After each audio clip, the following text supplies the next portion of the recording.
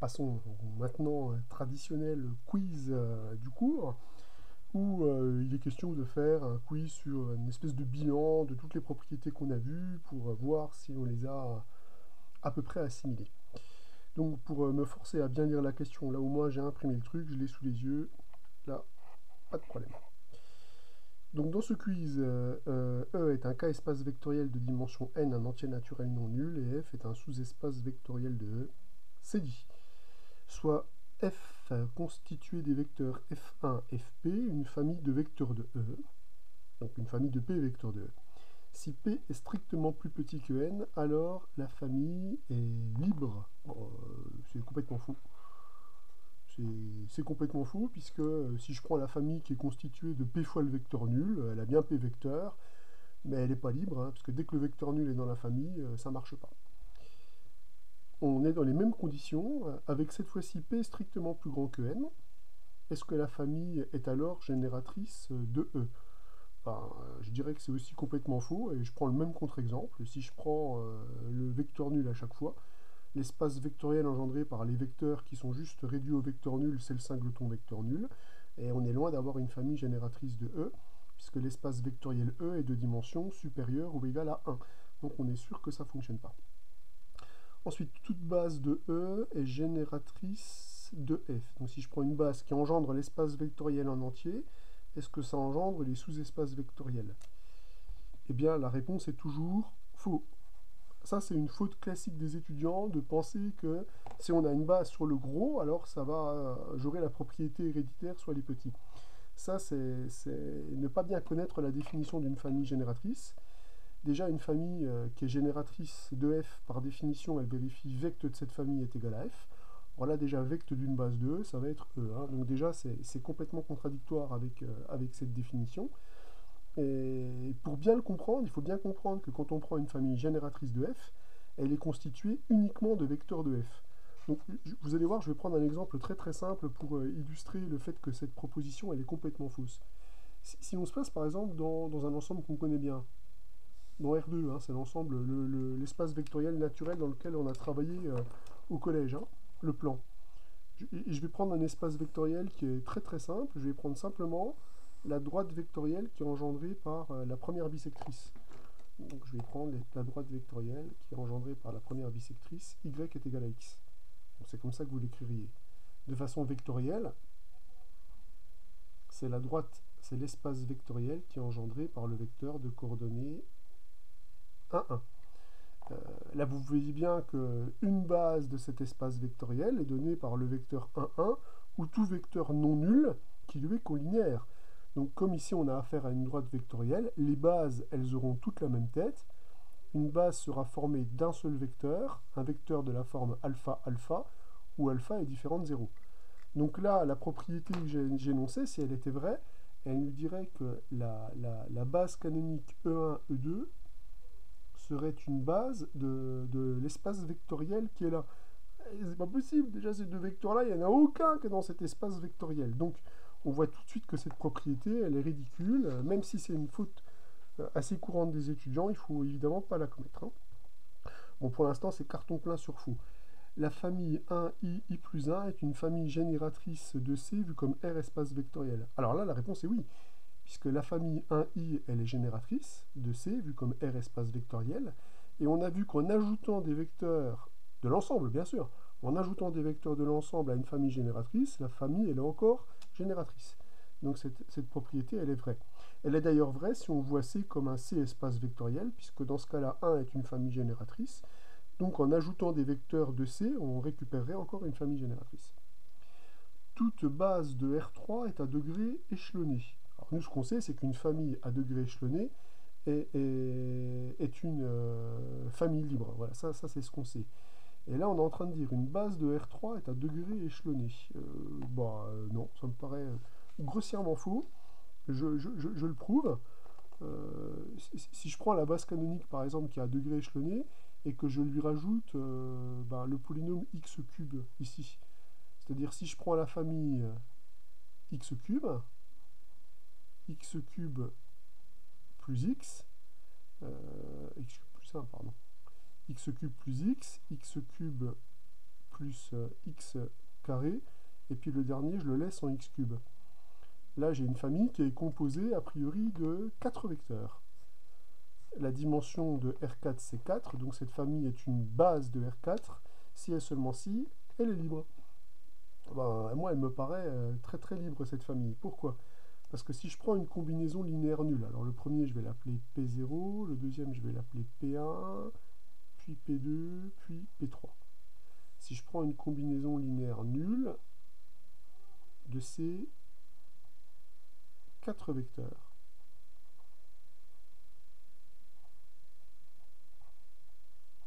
donc une combinaison linéaire nulle, donc attention, hein, les alpha i ici, c'est des scalaires réels, puisque je travaille dans R3, donc j'ai des scalaires réels. Donc je prends une combinaison linéaire nulle de ces vecteurs, donc là j'ai une égalité dans R de x. Pour savoir ce qui se passe, il faut que je calcule les coefficients, donc je vais calculer les coefficients. Le seul coefficient constant que je peux récupérer, il est là, donc c'est alpha 0. Le seul coefficient en x que je peux récupérer, il sera pondéré par alpha 1. Le seul coefficient du second degré que je peux récupérer, c'est lui, il sera pondéré par alpha 2. Et par contre, il y a encombrement au troisième degré, puisqu'au troisième degré, ça va me faire alpha 0 plus alpha 1 plus alpha 2 plus alpha 3, x3 est égal à 0. Or, un polynôme est nul si et seulement si ses coefficients sont nuls. Donc j'obtiens que lui est automatiquement nul, lui est nul, lui est nul, et ceci est nul. Mais si les 3 premiers sont nuls, vous avez directement celui-ci qui sera nul. Donc on obtient que les 4 coefficients qui sont là sont nuls. En réalité, la famille qui est ici est une famille libre. Elle compte 4 vecteurs dans un espace vectoriel de dimension 4. C'est donc une base. Donc en fait, au lieu de l'échelonner en degrés, par exemple, cette famille, vous avez vu, je l'ai échelonnée par rapport à les coefficients, les termes de plus bas degré.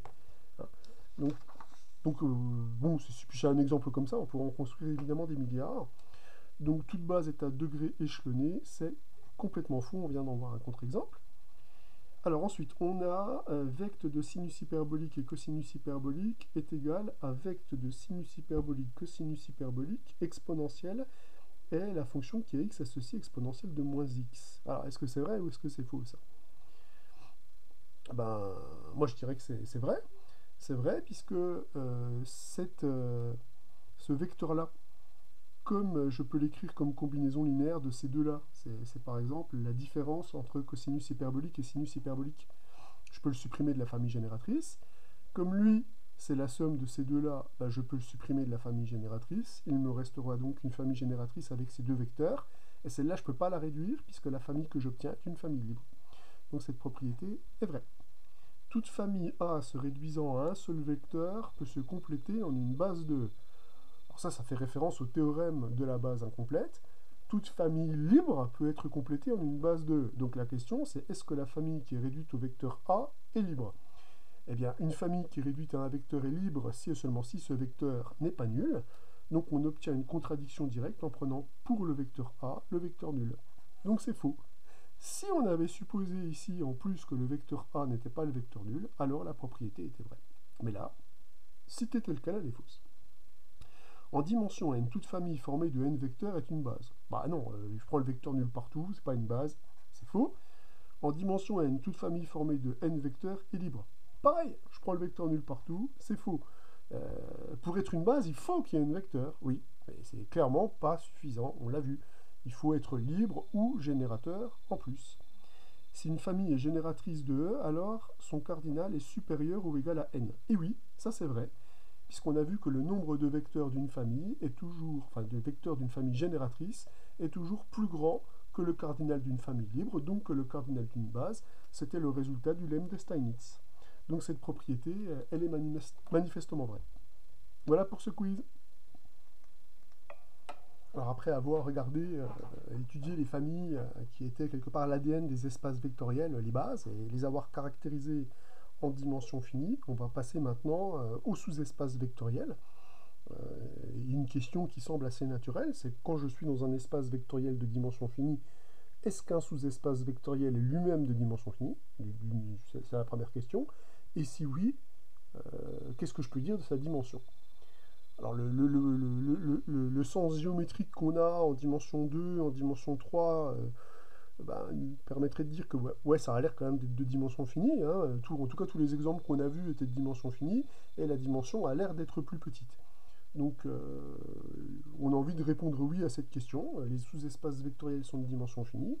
Maintenant, tout l'art, ça va être de le démontrer, et on va voir que la démonstration va pas être si simple que ça. Et en tout cas, elle est parsemée de pièges possibles. Alors, le théorème qu'on va démontrer, en fait, j'ai réuni le théorème 14 et le corollaire 15, bien que je ferai un point spécial pour le corollaire 15, mais là, j'ai réuni les deux résultats en un seul, qui dit que si E est un espace vectoriel de dimension n, alors tout sous-espace vectoriel de E est d'une part de dimension finie et d'autre part a une dimension qui est plus petite que celle de E. Et d'autre part, si en plus F est un sous-espace vectoriel de E qui a la même dimension que E, alors dans ce cas-là, on aura l'égalité. Vous avez reconnu que c'est quasiment l'intitulé du corollaire 15, mais encore une fois qu'on étudiera pour lui-même. Mais la démonstration, on va la faire dès maintenant. Alors, la démonstration justement de ce résultat, qui est une démonstration difficile. Difficile parce que elle ne va pas correspondre exactement à ce qu'on fait dans la réalité des exercices concrets. Je m'entends. Euh, Quand on veut montrer qu'un espace vectoriel est de dimension finie, la plupart du temps, on cherche une famille génératrice de cet espace vectoriel. En général, en traduisant naturellement les définitions des objets qui le constituent, on arrivait à les décomposer tout naturellement en combinaisons linéaires de vecteurs naturels de cet espace. Donc tout se passait, on ne peut plus naturellement si on s'accordait à bien traduire les définitions. Ici, le problème, c'est que si je me donne, je vais me donner, soit si je me donne f un sous-espace vectoriel de E, mais pas réduit à 0, parce que pour lui, il n'y a pas de spore, pour lui, il est déjà de dimension finie et de dimension 0, donc non réduit au vecteur nul de E, eh bien, pour construire des familles génératrices, je suis embêté, parce que on serait tenté de dire, il suffit de prendre des familles génératrices de E, mais je vous rappelle que dans le quiz, on a déjà vu qu'une famille génératrice de E n'a aucune raison d'être génératrice de F, puisqu'une famille génératrice de F devra être formée de vecteurs de F. Donc finalement, le problème n'est pas si simple. Alors plutôt que de regarder des familles génératrices minimales, je vais essayer de construire des familles libres maximales. De toute façon, on a deux angles possibles, soit travailler avec la notion de famille génératrice et les restreindre jusqu'à ce qu'on puisse plus retirer de vecteurs, ou prendre des familles libres maximales, c'est-à-dire qui ont un nombre de vecteurs le plus grand possible. C'est plutôt cette idée-là que je vais appliquer, et je vais définir un ensemble, donc dans la démonstration que je l'ai appelé oméga. Cet ensemble, il est formé des nombres d'éléments de famille libre, où, attention, il y a un cahier des charges précis sur L.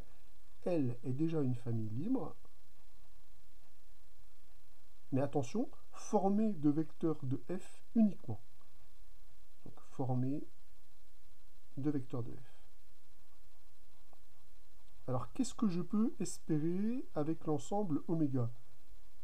Comme nous, on a vu que les bases, c'était les familles libres qui avaient le nombre de vecteurs le plus grand possible, hein, on avait appelé ça les familles libres maximales, eh bien, on pourrait s'attendre à ce que si l'ensemble oméga possède un maximum, eh bien, les familles libres pour lesquelles ce maximum est atteint, ça sera probablement des bases de F, puisque ça sera des familles libres maximales. L'objectif, ça serait déjà de démontrer que cet ensemble oméga, il a bien un plus grand élément. Pour ça, il faut bien regarder ce qu'on manipule et de quoi il est constitué. Donc je répète, oméga est par définition l'ensemble des nombres d'éléments des familles libres qui sont formées de vecteurs de S. On peut peut-être mettre un S un vecteur. Je répète que je n'ai pas pris pour F l'espace vectoriel qui est réduit à 0. Je répète que pour lui, il n'y a pas de spore. Lui est de dimension finie, sa dimension c'est 0, donc sa dimension elle sera bien plus petite que la dimension de E.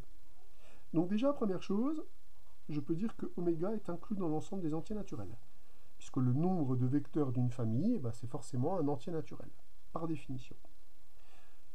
Je peux affirmer aussi que l'ensemble oméga n'est pas réduit à l'ensemble vide. Tout simplement parce que f n'est pas réduit à 0, donc je peux trouver un vecteur A appartenant à f tel que le vecteur A n'est pas le vecteur nul de E. Et on a vu que la famille qui était réduite à un seul vecteur est une famille libre. Donc le nombre d'éléments de cette famille fait partie de oméga. Donc on récupère que 1 est bien un élément de oméga. Donc a priori, cette famille-là, enfin cet ensemble-là, n'est pas l'ensemble vide. Si j'arrive à démontrer que cet ensemble est majoré, alors dans ce cas-là, il possédera un maximum par propriété des sous-ensembles de n. Seulement, une famille libre qui est formée de vecteurs de E, c'est aussi une famille libre qui est formée de vecteurs de F. Puisque tout vecteur de F est un vecteur de E, puisque F est un sous-espace vectoriel de E, donc un sous-ensemble de E. Donc j'en déduis que, obligatoirement, le nombre de vecteurs de la famille L, il est de toute façon plus petit que la dimension de l'espace vectoriel. Donc si une famille L est constituée de vecteurs de F et qu'elle est libre, je peux l'avoir comme une famille formée de vecteurs de E est libre, donc son nombre d'éléments sera plus petit que n, donc l'ensemble oméga est majoré par n. Donc oméga c'est un sous-ensemble de n non vide et majoré. Par théorème sur les sous-ensembles de n, il possède un maximum. Donc on peut dire que le max de oméga est égal à p, il existe. Et je sais que ce maximum, c'est un nombre qui sera nécessairement compris entre 1 et n. Par définition, il est plus grand que 1 puisque 1 appartient à oméga, il est plus petit que n puisque n est un majorant de oméga et que p, c'est le plus petit des majorants. Donc on récupère cette information-là. Alors, comme c'est un maximum, ça veut dire qu'il est atteint. Ça veut dire que je vais pouvoir trouver des familles libres de vecteurs de f qui vérifient cette propriété. Donc je m'en donne une. Je me donne soit, je vais l'appeler L, une famille libre de f de cardinal P, où P c'est le maximum de oméga. Donc de cardinal P, je vous rappelle que le cardinal c'est le nombre d'éléments de la famille. Eh bien je vous affirme que cette famille-là, c'est une base de f. Donc montrons que L est une base de f. Alors, qu'est-ce qu'il faut que je fasse pour montrer que c'est une base de f? Comme je ne connais pas la dimension de f, bien entendu, là je vais être contraint de démontrer qu'elle est libre et génératrice de f. Libre, je le sais déjà, puisque c'est une famille qui est issue d'un élément de oméga, donc c'est une famille libre formée de vecteurs de f. Donc maintenant, il me reste à montrer qu'elle est génératrice de f. Supposons qu'elle ne le soit pas. Et raisonnons par l'absurde. Supposons que L est non génératrice de f. Non génératrice de f. Ça veut donc dire que vecteur de L est différent de f, puisqu'elle n'est pas génératrice de f. Par contre, vecteur de L, est inclus dans f, puisque je vous rappelle que les vecteurs de L sont formés de vecteurs de f, et on ne peut pas quitter un espace vectoriel par combinaison linéaire de ces vecteurs. Donc ça veut dire que les vecteurs engendrés par L sont dans f, mais je ne peux pas tous les atteindre par ce biais. Donc cela, ça signifie qu'il existe un vecteur que je vais appeler, je sais pas, x, appartenant à f, tel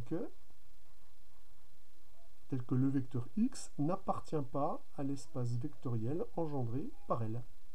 Mais vous vous rappelez? Ça, c'est le premier résultat qu'on a vu dans notre cours. C'est la condition pour pouvoir augmenter une famille libre. J'obtiens par ce biais que la famille qui est augmentée de x est encore libre. Mais attention, cette famille, elle est formée de vecteurs de f, puisque x est un vecteur de f.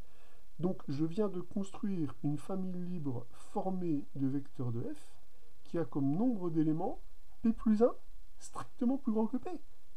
Alors que p, c'est le maximum de vecteurs que je peux avoir dans une famille libre lorsqu'elle est formée de vecteurs de f. Ceci est une contradiction manifeste. Moralité, la supposition qu'on a faite est fausse. Qu'est-ce qu'on avait supposé? On avait supposé que la famille L était non génératrice de f. Donc cette absurdité entraîne que L est génératrice de f. Donc on obtient au final que L est libre par construction. On obtient que l'espace vectoriel engendré par la famille L est égal à f. On vient donc d'obtenir que L est une base de l'espace vectoriel f. Alors là, on fait d'une pierre deux coups, même trois, je pense. Déjà, on vient de démontrer que f est de dimension finie, puisqu'il possède une famille génératrice qui compte un nombre fini de vecteurs. Le nombre de vecteurs, c'est p. Donc f est de dimension finie, déjà d'une chose. D'autre part, on vient de démontrer que la dimension de f, c'est le nombre de vecteurs d'une de ses bases, c'est donc P, qui est notoirement inférieur ou égal à n, par construction de P. Donc on vient de démontrer déjà les deux premiers points, f est de dimension finie, et sa dimension, elle est bien plus petite que n. Mais j'ai l'impression qu'on a même le dernier point. Si de plus, P est égal à n. C'est-à-dire si de plus, la dimension de f est égale à la dimension de E. Alors, la famille L qui est ici, qu'est-ce que je peux en dire? Je peux dire que le cardinal de cette famille L est égal à n. J'obtiens donc une famille qui a comme cardinal la dimension de l'espace vectoriel E. Cette famille, elle est libre, mais elle est formée de vecteurs de f. Enfin, les vecteurs de f sont des vecteurs de E. Donc cette famille, elle est libre, et elle est aussi formée de vecteurs de E. En tant que famille libre formée de vecteurs de E, comme elle a le bon cardinal, eh bien c'est une base de l'espace vectoriel E. C'est une base de E. Comme par définition f c'est l'espace vectoriel engendré par L, on obtient directement que f est égal à E.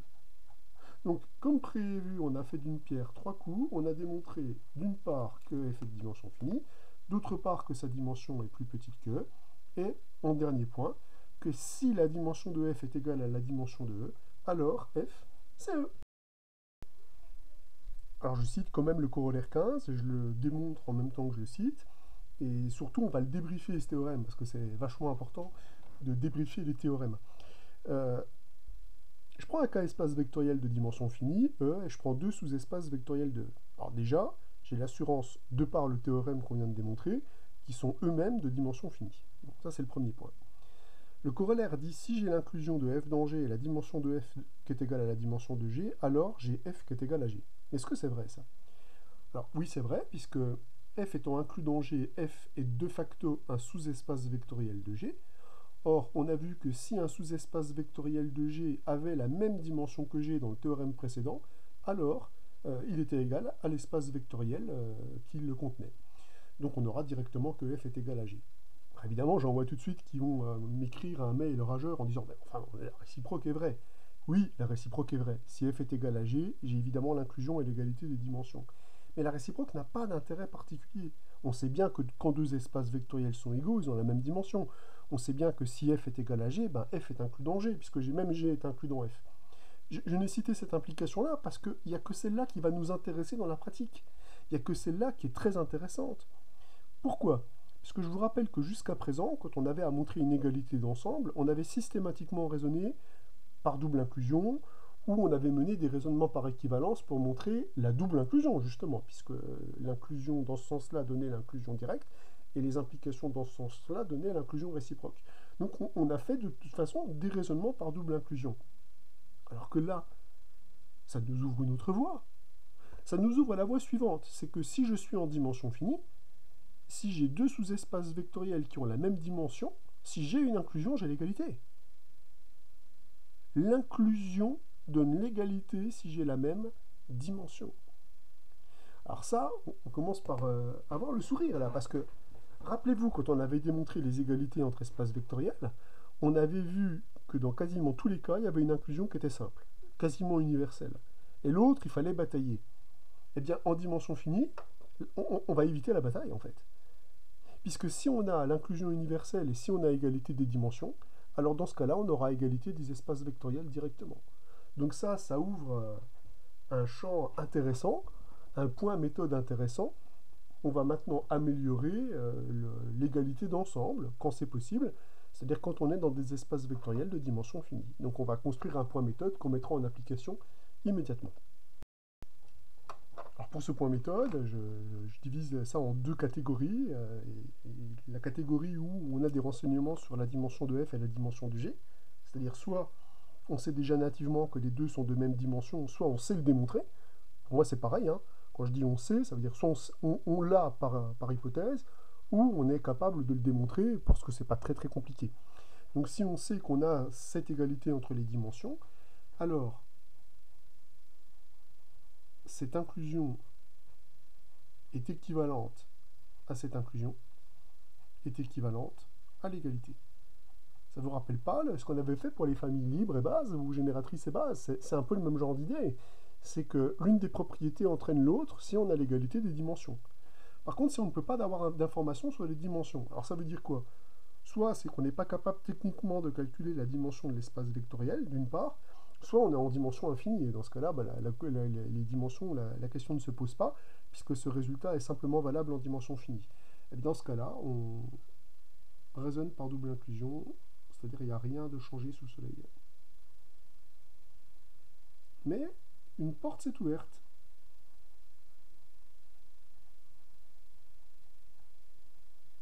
Lorsqu'on est en dimension finie, eh bien, on regarde les dimensions, puisque la connaissance des dimensions peut induire un raisonnement beaucoup plus rapide, presque en parlant. Alors pour l'exercice numéro 11, en fait l'énoncé est un peu dur à classer, c'est-à-dire que en fait ça fait référence à une remarque qu'on avait fait dans la théorie des équations différentielles, où je vous avais dit, vous avez vu, dans certaines situations, on peut obtenir des familles génératrices plus sympas. Donc en fait ce que je vais faire, c'est que je vais généraliser plutôt la question en disant, imaginez que vous ayez l'équation différentielle y seconde moins k carré y est égal à 0, où k est un nombre réel a priori quelconque. Donc, quand on résout une telle équation différentielle, la plupart du temps, vous vous donnez l'équation caractéristique. Donc attention au traquenard habituel, hein. Le terme du second degré correspond à la dérivée seconde, le terme du premier degré correspond à la dérivée première. Oh, il n'y en a pas. Et le terme correspondant à la dérivée 0,0 correspond au terme constant. Donc, on factorise cette expression, on trouve que l'équation caractéristique possède deux racines distinctes si k est différent de 0, ce que je vais supposer. Et on avait vu que dans ce cas-là, l'ensemble des solutions étaient les fonctions qui étaient combinaisons linéaires de exponentielle de moins kx, alpha exponentielle de kx, plus bêta exponentielle de kx, où alpha et bêta étaient des nombres réels quelconques. Donc ça, c'est ce qu'on avait démontré dans le théorème principal sur les équations différentielles. Bon, j'essaie de vous refaire le truc un peu chronologique. Donc là, on voit qu'on dispose des paramètres qui varient complètement librement dans R. Là, par contre, on a des fonctions, donc on a affaire à des vecteurs de notre espace vectoriel, ce qui nous avait permis de dégager que S était en fait l'espace vectoriel engendré par la fonction. Alors je vais pas écrire la fonction, je vais écrire l'expression, je m'en excuse à l'avance, mais voilà. Donc on avait une famille qui était ici génératrice de cet espace vectoriel. Alors cette famille était d'évidence libre, puisque k était différent de 0 et que ces deux fonctions ne pouvaient pas être proportionnelles, puisque leur rapport, par exemple, n'est clairement pas constant. Leur rapport, c'est soit exponentielle de moins 2kx, soit exponentielle de 2kx, qui n'est pas constant lorsque k est différent de 0. Donc on avait pu dire que cette famille, elle était aussi libre, puisque les deux vecteurs qu'on avait dans la famille génératrice n'étaient pas proportionnels, ce qui permettait donc d'attester que la dimension de S était égale à 2. Et que la famille qui était là était non seulement une famille libre, mais c'était une base, c'était la base qui était apportée par le théorème de notre cours. Ok, donc ça, c'est acté, on l'a déjà mis en place des milliards et des milliards de fois. Alors, néanmoins, dans la plupart des problèmes où interviennent cette équation différentielle, le plus souvent en physique, puisque c'est une équation différentielle de la physique, mais aussi en maths, trouver une fonction, par exemple, qui vérifie certaines conditions initiales est embêtant quand on travaille avec ces fonctions-là. Parce que les conditions initiales en physique comme en maths sont souvent données au temps nul, en 0. Donc là, on se dit que ça serait quand même plus cool d'avoir une autre base de l'ensemble des solutions, une base où une fonction s'annulerait en 0 et où l'autre aurait sa dérivée qui s'annule en 0. Et là, vous vous rappelez, on avait essayé de changer les vecteurs de base, trouver une base qui était plus adaptée. Et là, c'était hyper chiant, désolé de la métaphore, mais c'était chiant parce que il fallait raisonner avec des combinaisons linéaires, monter les deux inclusions, mais c'était un problème sans nom. Je crois que ce temps est fini. Je crois que ce temps est fini, pourquoi? Si maintenant je dis je prends la fonction, je vais l'appeler f, la fonction f c'est la fonction qui a x associe sinus hyperbolique de kx. Qu'est-ce que je peux dire de cette fonction? Je peux dire que quand je la dérive deux fois, j'obtiens justement k carré sinus hyperbolique de kx. Donc j'obtiens que la fonction f est évidemment dans l'ensemble des solutions de cette équation différentielle. Si je prends la fonction g, qui est égale à cosinus hyperbolique de kx, quand je la dérive une première fois, j'obtiens k sinus hyperbolique de kx, et une deuxième fois, k carré cosinus hyperbolique de kx. Donc j'obtiens bien que g est une solution de cette équation différentielle. Donc moralité, f et g sont solutions de cette équation différentielle. Elles forment clairement une famille libre pour les mêmes raisons. Celle-là, elle s'annule en 0 et celle-là, elle ne s'annule pas en 0. Donc ces deux fonctions, et idem pour les dérivées, mais dans l'autre sens. Donc ces fonctions, elles ne peuvent pas être proportionnelles. Donc on obtient assez facilement que la famille fg est une famille libre. Du coup, si vous regardez l'espace vectoriel engendré par la fonction f et par la fonction g, il est évidemment inclus dans S. Inclus dans S, pourquoi? Puisque je ne peux pas quitter un espace vectoriel par combinaison linéaire. Mais seulement la dimension de l'espace vectoriel engendré par fg, par vecte de fg, pardon. Cette dimension, elle vaut 2, puisque la famille qui est là est une famille libre. Une famille libre est génératrice de cet espace vectoriel par définition. Donc c'est une base de cet espace vectoriel. Donc la dimension de cet espace vectoriel, c'est 2. Ce qui veut donc dire que l'autre inclusion, on n'aura pas à la démontrer, puisque cet espace vectoriel est de dimension 2, cet espace vectoriel est de dimension 2, donc comme ça, c'est aussi la dimension de S, eh bien on aura directement que S, c'est aussi l'espace vectoriel engendré par la famille sinus hyperbolique de kx et cosinus hyperbolique de kx. On n'aura pas à remontrer que ça se passe bien avec les combinaisons linéaires et à ferrailler avec l'écriture des éléments. Le fait que la famille soit libre et génératrice, donc ce soit une base, et le fait que j'ai l'égalité des dimensions, permet d'obtenir l'égalité entre les deux. Donc on a une inclusion naturelle, c'est celle qui est donnée par le fait que f et g sont bien des solutions de l'équation différentielle. L'autre inclusion, elle est prise en compte par les dimensions. Donc voilà la généralisation qu'on peut faire, et voilà comment on pourra modifier à notre gré les vecteurs d'une famille génératrice quand ils ne nous arrangent pas. Et là, on a utilisé les deux théorèmes, enfin le théorème de caractérisation des sous-espaces vectoriels en dimension finie. Alors pour l'exercice numéro 12, il est question, sous réserve de sens, de calculer la dimension de cet espace vectoriel. Donc là, on est revenu sur la notion de sous-espace vectoriel, en trouver une base, etc. Bon, alors, déjà, c'est un sous-ensemble de R4. Hein. Déjà, c'est la première chose qu'on peut noter. Donc si par bonheur, c'est un sous-espace vectoriel, ce que je crois, on aura évidemment un espace vectoriel qui est de dimension finie, puisque je vous rappelle que la dimension de R4 de x, c'est 5. Donc lambda sera un sous-espace vectoriel de dimension nécessairement plus petite que 5 s'il est sous-espace vectoriel.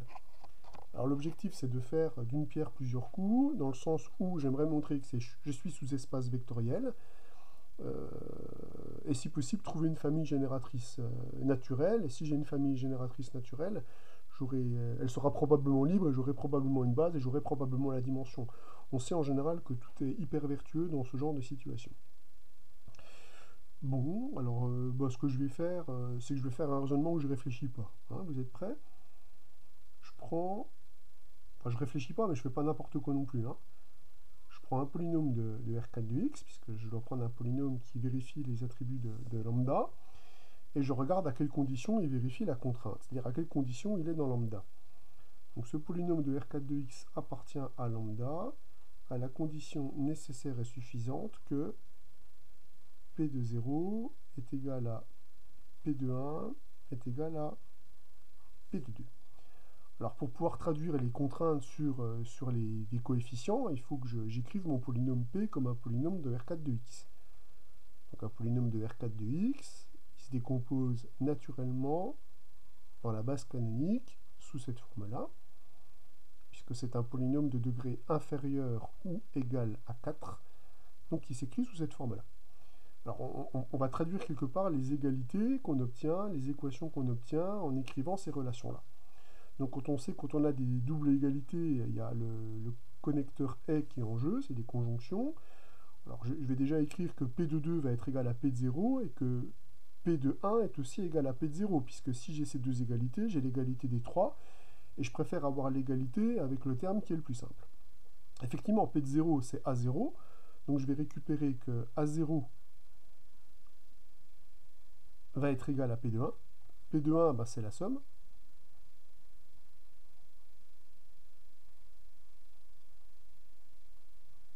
Et je vais avoir la même chose avec P de 2. A0 va être égal à P de 2. Donc P de 2, c'est A0 plus A1 plus A2 plus A3 plus A4. Finalement, ce que j'obtiens, c'est un système d'équations. Alors ce système d'équations, avant de le résoudre complètement, je vais déjà discuter. J'ai combien d'inconnus? 1, 2, 3, pardon, 1. Bon, j'ai 5 inconnus, c'est le nombre de coefficients de mon polynôme, hein, en dimension 5. Donc j'ai 5 inconnus, donc j'ai un système de 2 équations à 5 inconnus. Ok. On va résoudre maintenant ce système-là. Je m'aperçois que quand j'écris le système, il y a un des paramètres qui disparaît déjà directement. Il faudra en tenir compte. Le système que j'ai donc à résoudre maintenant, voilà, attendez, P de 2, c'était pas du tout ça, là, qu'est-ce que j'ai fichu? Là j'ai un 2, là j'ai un 4, là j'ai un 8, et là j'ai un 16. Oui, c'est mieux comme ça. Donc je récupère que cette égalité-là, et je récupère après simplification des A0 ici, et après multiplication par 1,5, on peut quand même faire ces opérations-là directement, et je récupère ceci. Donc ici j'en ai plus que 8 à 4. Là pareil, je vais appliquer la méthode de Gauss, c'est une méthode qui a toujours donné des résultats excellents. Je prends ma première équation et je la réduis. En retirant par exemple à cette équation-là la première équation, j'ai la garantie de raisonner par équivalence.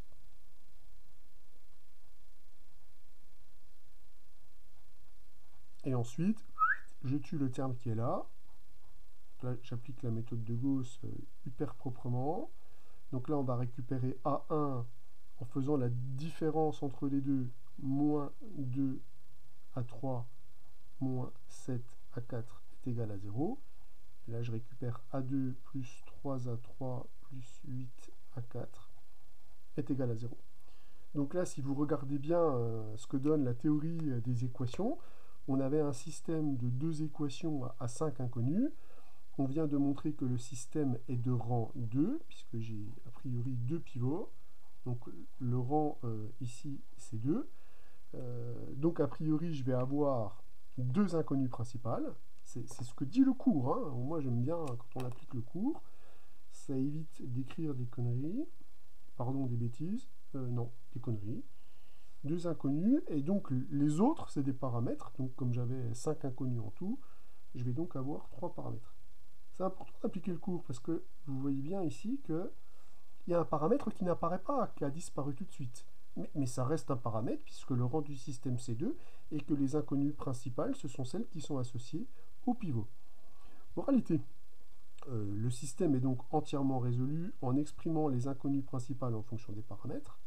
Donc A1 va être égal à 2A3 plus 7A4 et A2 va être égal à moins 3A3 moins 8A4. Voilà ce qu'on obtient. Donc on va pouvoir réécrire l'ensemble lambda en disant l'ensemble de lambda, c'est les polynômes qui s'écrivent sous cette forme-là avec cette contrainte sur les coordonnées.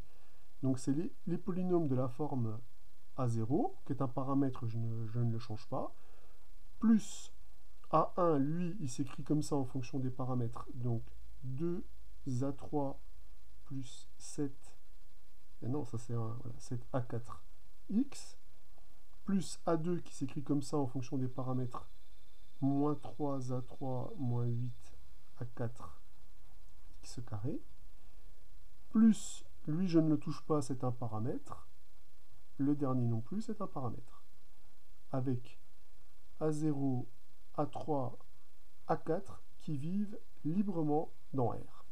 Donc là, encore une fois, si je fais référence aux couleurs que j'ai employées dans ce cours, là, on a affaire à nos paramètres de liberté, à nos scalaires qui vivent librement. Donc il y a de fortes chances que notre espace vectoriel soit de dimension 3. pour l'instant, m'est avis qu'il est de dimension inférieure ou égale à 3. Et encore un passage qu'il faut évidemment pas brader, c'est de mettre en facteur les paramètres et de voir les vecteurs qui leur sont associés. Quels sont les vecteurs qui leur sont associés à chacun de ces paramètres? Il y a le polynôme qui est associé à A0, c'est le polynôme constant égal à 1. Plus, ensuite, on va écrire ce qui dépend du paramètre A1, A3, pardon. Ce qui dépend du paramètre A3, ça va être quoi? 2x. Donc là, je regarde le vecteur qui lui est accroché. J'ai dit que je les mettais en rouge, les vecteurs, donc 2x. Ensuite, qu'est-ce qui dépend de A3? Moins 3x au carré, plus x cube. Voilà ce qui dépend de A3, plus A4. Très bonne voiture, un peu meilleure que la A3, je crois. Enfin, j'y connais rien, mais elle a un nom supérieur. Donc là, on va récupérer, ouais, tenez pas compte, hein, 7x moins 8x carré plus x4. Ah, j'aurais dû l'écrire en rouge. Ah, ça, problème de concentration. Paf, sanctionné immédiatement. J'avais préparé de longue date cette build sur A3, A4. Voilà. Faut pas rigoler quand on fait des maths. Trop sérieux les maths. Bref, on a les trois paramètres A0, A3, A4 qui sont des paramètres réels quelconques. Donc là, on a regardé quels étaient les vecteurs qui étaient accrochés à nos paramètres qui varient indépendamment. On vient bien d'exhiber ici une famille qui est naturellement génératrice. Donc là, j'obtiens que lambda, c'est l'espace vectoriel engendré par 1 par 2x moins 3x carré plus x cube et par 7x moins 8x carré plus x4. Vous obtenez une famille qui est clairement génératrice de lambda. Mais cette famille, elle est à degré échelonné, puisque lui est de degré 0, lui de degré 3 et lui est de degré 4. Une famille à degré échelonné est une famille qui est libre. Donc cette famille-là, elle est libre, puisque les degrés sont échelonnés. Moralité, c'est une base. C'est une base de lambda. Donc, on obtient que l'espace lambda est bien de dimension finie, et sa dimension, c'est 3, puisque c'est le nombre de vecteurs d'une de ces bases. Bon, là, on vient de trouver une base de cet espace vectoriel. Donc, on a bien démontré que lambda était un espace vectoriel de dimension finie, et on a calculé sa dimension, ainsi qu'une base. Attention, il est de retour, il est de retour, il est de retour. Le Rabio. Le Rabio. J'ai envie de reprendre cet exercice-là en vous montrant toute la puissance des théorèmes du cours qu'on a revus depuis le début. C'est-à-dire de voir que cet exercice-là, on peut quasiment le faire sans faire aucun calcul.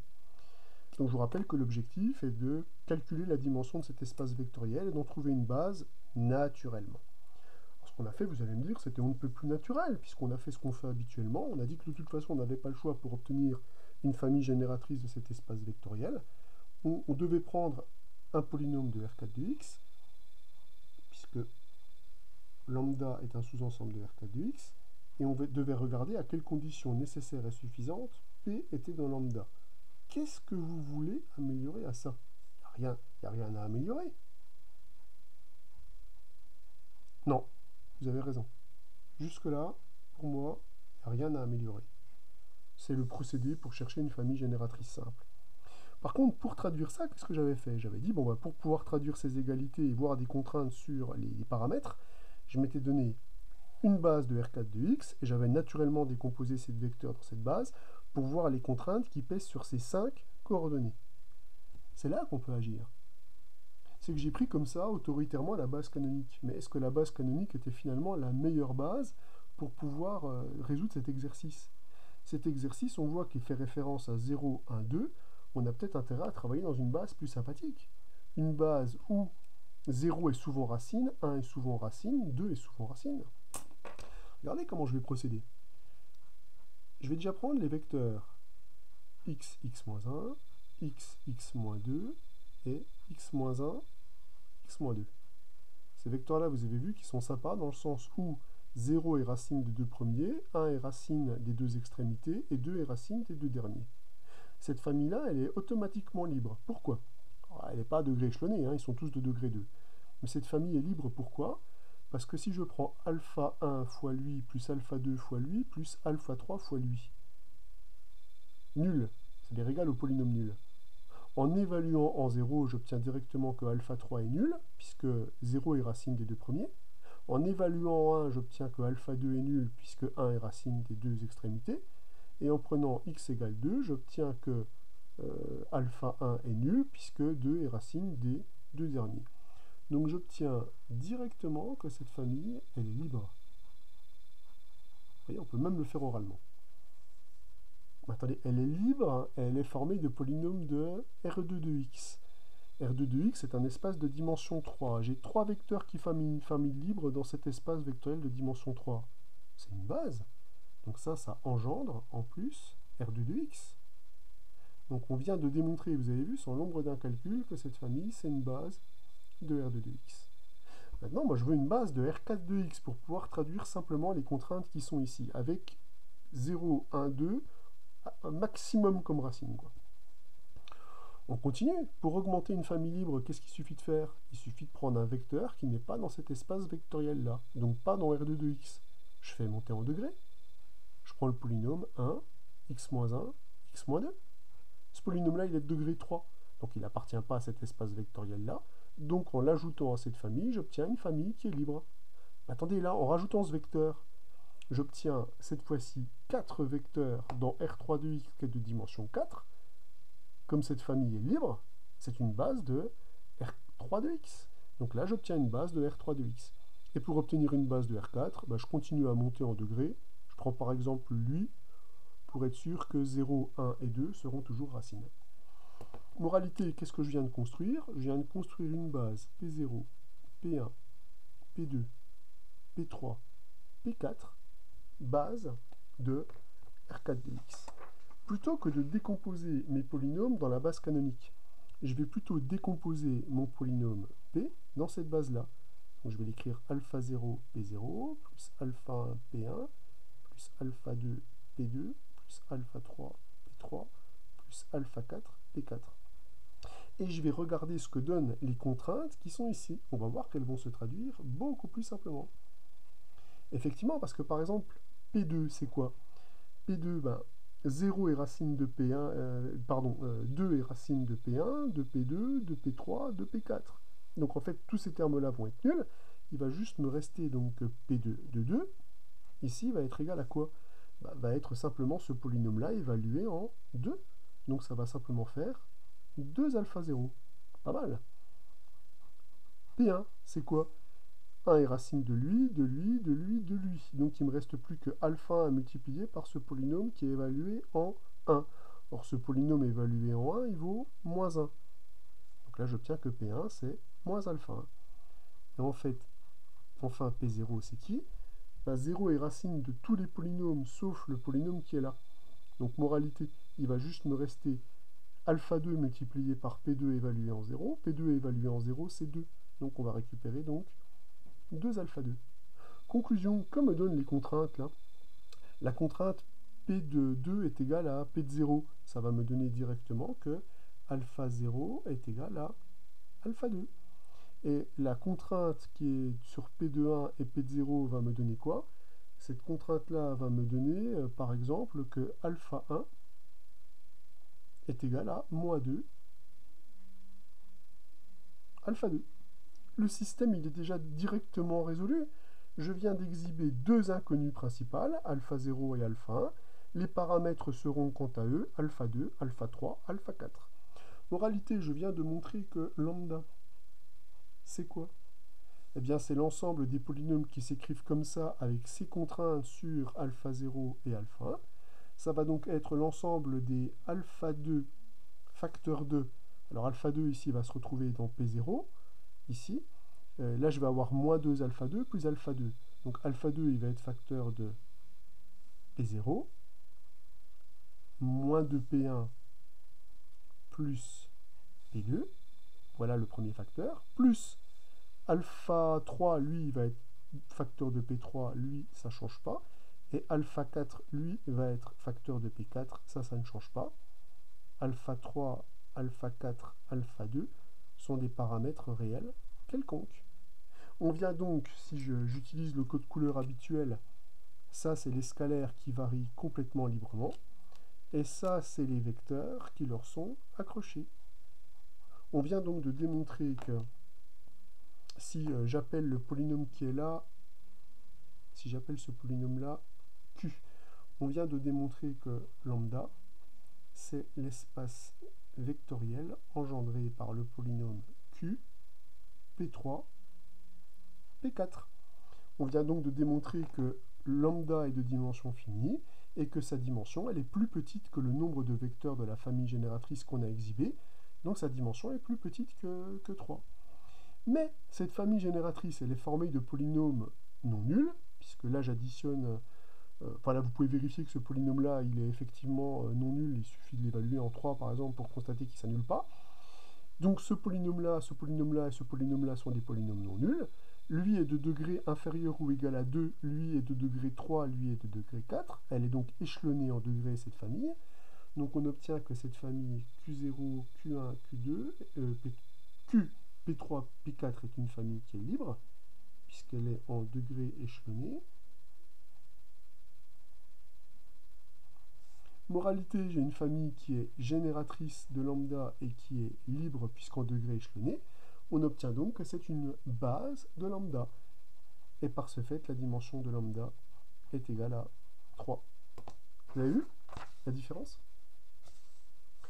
Quelque part, le choix de la base sera aussi déterminant. Alors bien sûr, on continuera à prendre la base canonique dans la majorité des cas. C'est juste pour instiller une petite chose dans votre esprit, c'est attention au choix de la base.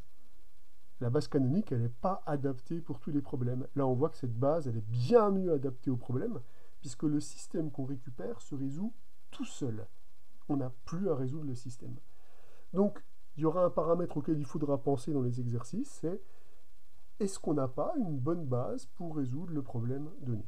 Allez, il n'y aura pas de deuxième rabio, des rabios, il n'y en a qu'un. Sûr? Ouais, sûr. Allez, bonne fin de journée.